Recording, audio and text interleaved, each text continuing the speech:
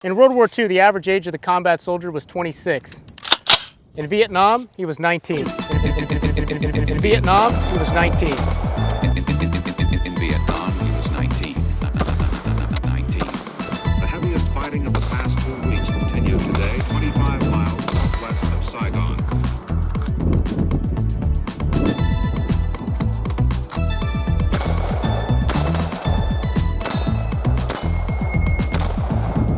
In Vietnam, the combat soldier typically served a 12-month tour of duty, but was exposed to hostile fire almost every day. 19.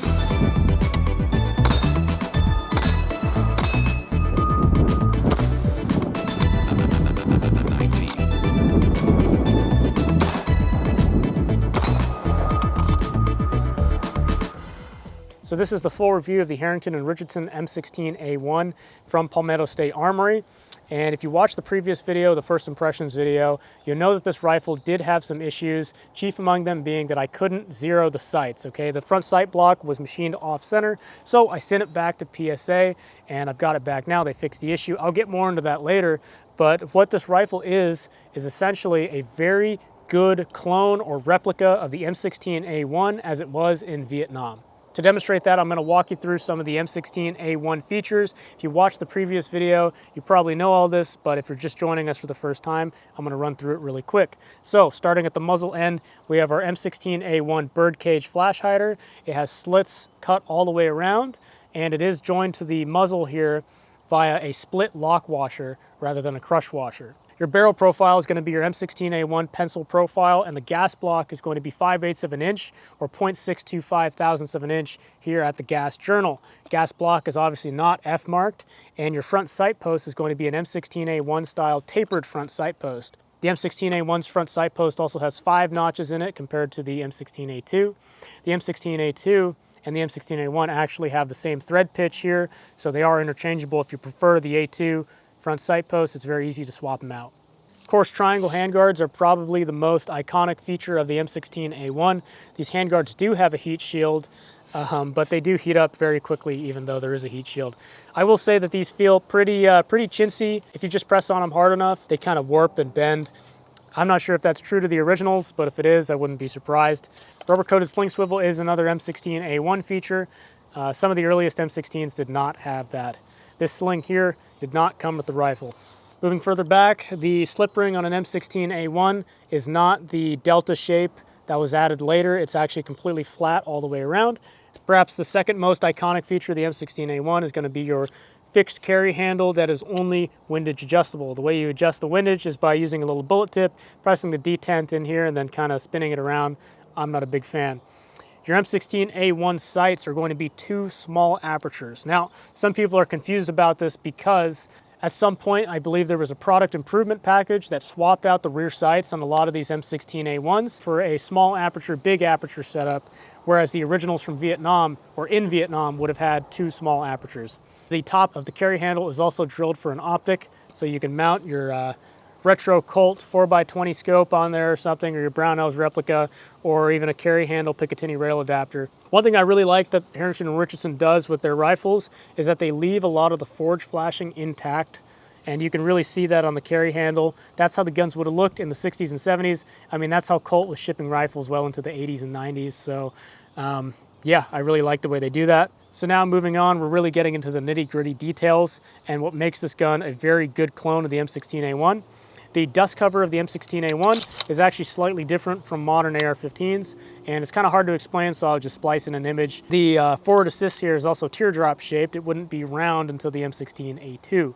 The M16A1 would also move to a T-style charging handle. This is essentially a modern-day mil-spec charging handle, and the bolt carrier group is phosphated. Some of the earlier M16s would have had chromed bolt carrier groups. The M16A1, of course, also has a chrome bore and chrome chamber. Earlier M16s lacked the chrome bore and chrome chamber. Eventually, they would move to a chrome bore only, and then with the M16A1, they were all chrome bore, chrome chambered. Now, looking at the lower, you'll see that on the right-hand side, that the selector does not have any notch or indication of what position the safety is in, and there are no markings on the right-hand side. That's correct for the rifle.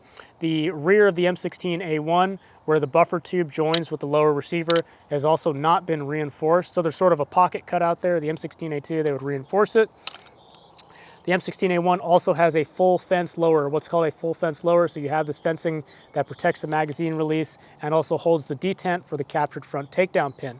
Now, one thing I really like about the Harrington and Richardson is that they get all the markings correct, of course, because they own the rights to that name. So they have the Harrington and Richardson logo, property of U.S. government, M16A1, caliber 5.56 millimeter, H&R, and then the serial number. It also says Harrington and Richardson, West Columbia, South Carolina, USA, in a very similar way to how the military M16s would have been marked. Of course, Harrington and Richardson was originally in Worcester, Massachusetts, whereas the new Harrington and Richardson is in West Columbia, South Carolina, same as Palmetto State Armory. Another cool thing is that this rifle does have your safe, semi, and auto markings, although this is not a 3-position selector. Obviously, this gun is semi-auto only. ATF, please do not shoot my dog. The M16A1 would also feature what's essentially the modern bolt catch bolt release, which has a little button on the bottom here. Earlier M16s would just have a serrated portion down there without the button. Trigger is a standard mil-spec trigger. One thing I will say about this rifle is while the color of the upper and lower receivers are a really nice gray that looks pretty correct in my opinion, the lower parts kit they use does seem to have sort of a darker finish on it. So if that bothers you, you can use blue remover, navel jelly, whatever, something to lighten it up, make it look a little bit more correct. Your M16A1 pistol grip is going to differ from your modern A2 pistol grip in that it has this little hole here. This used to be a sling swivel on earlier M16 prototypes. They ended up just retaining it, but dropped the sling swivel in favor of an actual rear buttstock sling swivel. You'll notice also that the A1 pistol grip does not have a nub like the A2 pistol grip. Again, you can see more of the forge flashing on the Harrington and Richardson right here above the pistol grip and inside the trigger guard. Moving further back, the buttstock, of course, uses a rifle-length buffer tube. The buffer tube is not gray anodized. That's something I noticed. You only see a sliver, so it's not really that big of an issue. And I believe this is a Type D buttstock. So what that means is this rifle does not have a trap door, and it has this swiveling swivel down here that is held in by a roll pin. Also, one thing to note is that the screw holding in the butt plate here does have a hole drilled in it. Earlier M16s did not have a hole drilled in it. Overall, though, I think Harrington and Richardson did a very good job of getting close to clone correct without making it prohibitively expensive. Yeah, do these handguards not really look the part of a Vietnam era M16 handguard? Yeah, you know, some of the parts, the color isn't correct, but again, the roll mark versus laser engraving. But if they did everything exactly the way it was in 1967, this rifle would cost $2 grand, right? And if you want to see a good example of that, look at the Colt collector series of M16A1s. I think those are probably the best clone correct rifles on the market, but they have an MSRP of like $2,500. I bought this as a blem. It cost me $1,200. After shipping and taxes, it was about $1,350, and I'm totally happy to pay that price because it really checks all the blocks that I want it to as a Vietnam era M16A1 clone. If you're gonna buy a non-blem version, it's $1,300, and I still think it's worth it at that price because they did a very good job. So that's the rifle's clone correctness, okay? As far as performance goes, it's an AR-15. This is kind of the hardest part of the review. Because it's an AR-15, right? When everything goes right, you have nothing to talk about. In fact, the only reason why I talked so long in the last video is because I had things go wrong. So let me talk about that again. When I first got this rifle, I couldn't get it zeroed. I did have some reliability issues. All of the reliability issues happened within the first 30 or so rounds, and it was mainly because I picked it up from the FFL, drove out to the land where I shoot, and started pulling the trigger. So it was a brand new gun, brand new anodizing, brand new phosphating, and no lube. That packing grease that they put isn't really lube. It's more of an anti-corrosion or corrosion inhibitor. But of course, I couldn't get the rifle zeroed, so I sent it back to Palmetto State Armory, and I had a very good customer service experience with them. So the day I shot that video, the first impressions video, that night I actually posted on the AR-15.com thread and explained some of the issues I was having. And the very next morning, I was contacted by a Palmetto State Armory representative who initiated the warranty RMA service. I didn't have to go and fill out the form and initiate it myself.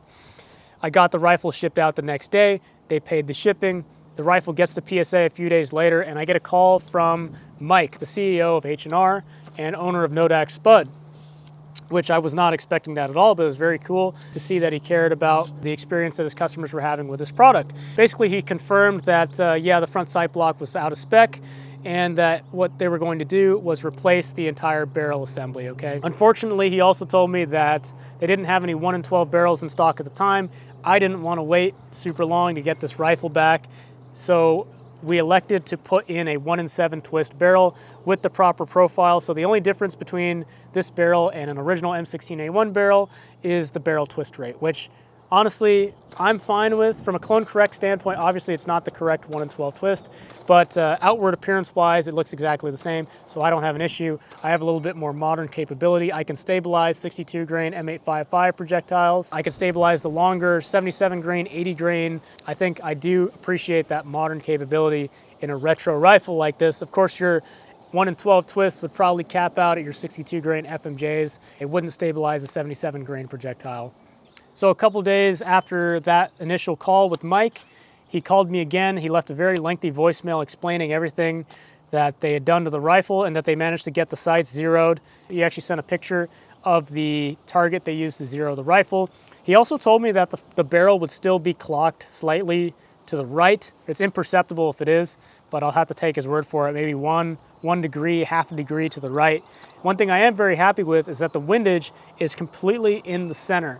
And the front sight post is not anywhere near bottomed out. It's just below flush, and that's awesome. So it leaves you a lot of adjustment. I can't wait to take this to a high power match and see how it does with 55 grain ammo. Reliability wise, again, of course, I had no issues this time. Yesterday I put about 200 rounds through it, so this rifle has about 450 rounds through it in total. All of the malfunctions I had occurred that first time shooting it, and when it was brand new and it hadn't been lubed. But yeah, it's an AR-15. It's accurate, it's reliable, and that's really what the M16A1 is. This was the service rifle after they'd ironed out all the kinks. They'd started issuing cleaning kits. They fixed the ammo composition. They chromed the bore, chromed the chamber, and they stopped having the issues that the early M16 was having. If you want to know more about the unreliable myths with the M16A1, Small Arms Solutions has a very good video titled What Happened to the M16 in Vietnam. He also has a lot more resources and a lot more information about the particularities of the different A1 parts. Today I just kind of did a brief overview showing you what this gun has, but he really goes in depth to all the different variations from the earliest M16s to the M16A1 and beyond. I would recommend this rifle to someone that wants something that's clone correct. Now, if you just want a gun with a fixed carry handle, iron sights, something that just kind of scratches that retro itch, there's a lot of rifles out there on the market that can do that for significantly less money. One of the ones I like to recommend is the Wyndham Weaponry M16A1 style rifle. It's not really an M16A1. If you look at it, it has a C7 upper and everything else is pretty much M16A2. It does have a triangle handguard, but Wyndham Weaponry, I own a couple of their rifles. I really like them. They're really high quality rifles. Another company I like to recommend is Rock River Arms. They have a lot of M16A2 fixed carry handled rifles, and those are high quality rifles. I own about 3 of their rifles. But if you're one of those guys that likes the nitty gritty details, that is autistic about the little cutout here for the A1 lower receiver, I really do recommend Harrington Richardson. This is a very high quality firearm. The finish on it is fantastic. The fit, feel, quality, really fantastic. Anyways, I hope you enjoyed the full review of this rifle. Today I brought out some props as well. I think kind of fit the aesthetic. Got my little moonbeam, 1911 bayonet, another 20 rounder. I think this thing still works. Is that working? Hello. Cool. So yeah, thank you guys for watching, and stay tuned for more.